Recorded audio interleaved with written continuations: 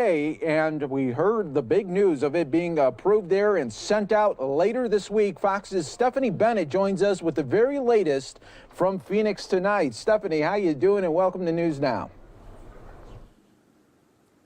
Thank you, Mike. And you're exactly right. Less than an hour ago, the FDA's advisory panel just voted to endorse the latest vaccine. This one would be the second for the United States. This one by Moderna.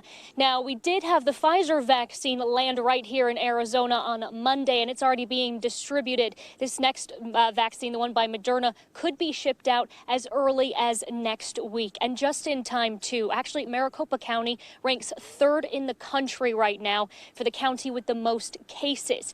Now, daily, Arizona is seeing anywhere between 4,000 cases to 11,000 cases a day.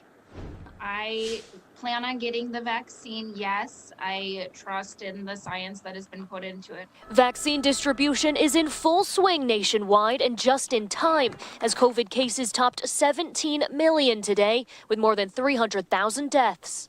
It's hitting us as hard as ever right now, so we need to keep up.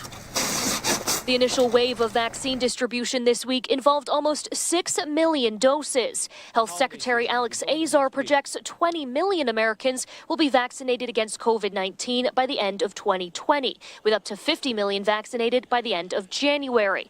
And after months of working overtime, doctors and healthcare staff with the Mayo Clinic say this could be the light at the end of the tunnel. I think the vaccine is huge.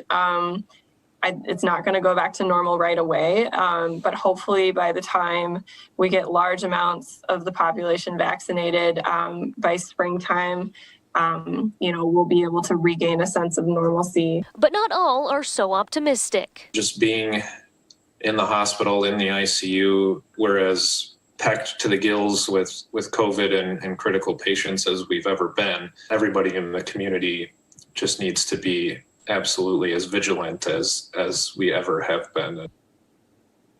Now, you're probably wondering what the differences are between the Pfizer vaccine and now this Moderna vaccine. Well, the Moderna vaccine doesn't have to be kept as icy cold as the Pfizer vaccine does. Also, it comes in a smaller packaging, which means it can be easily shipped to more places. Mike?